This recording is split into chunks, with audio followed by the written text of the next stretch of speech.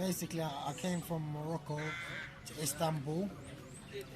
First day I came, arrested. The next day I went to Edirne.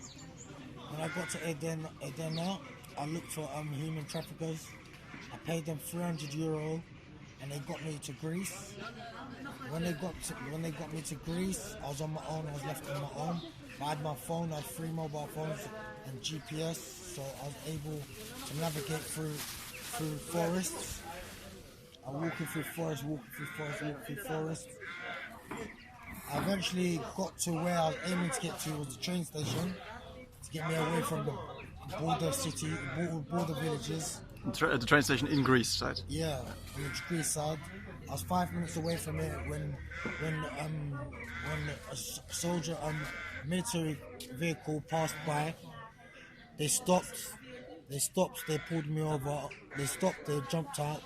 They told me to stop, and they said, "Wait for a minute." I said, "Okay then."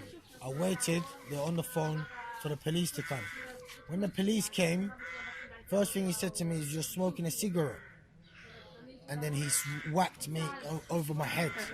When he whacked me over my head, my first instinct was I went back and I went to pick up a rock. I picked up the rock, and he pulled out his gun and he put his gun in my face. Do you know what I mean? He put his gun in my face, yeah, and he said, "I'll kill you, I'll kill you, I'll kill you." I threw the rock down. Then they started beating me. Him and the other police officer, they started beating me with batons. I thought this was, because I spent most of my life in Europe, I thought this was just a one-off incident. I thought it just happened to me. He's the wrong officer, the wrong day, something like that. Do you know what I mean? That's the honest truth. What I thought happened. I thought it was just bad luck. Do you know what I mean? But then when I got to the police station, I was gonna even report it. That's how bad it was. I was gonna report this officer beat me. Do you know what I mean? But then I was surprised, because then I was woken up a couple hours later, and we're all being whipped.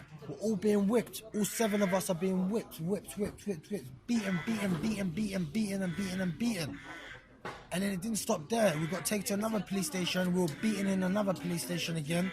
And then there was more people. There's like 30, 40 people. They're getting beaten again. Then we went to another police station, and we kept going police station to police station. They're collecting all the migrants that they caught that night. Do you know what I mean? And they're all getting beaten, and I was thinking, what is going on here?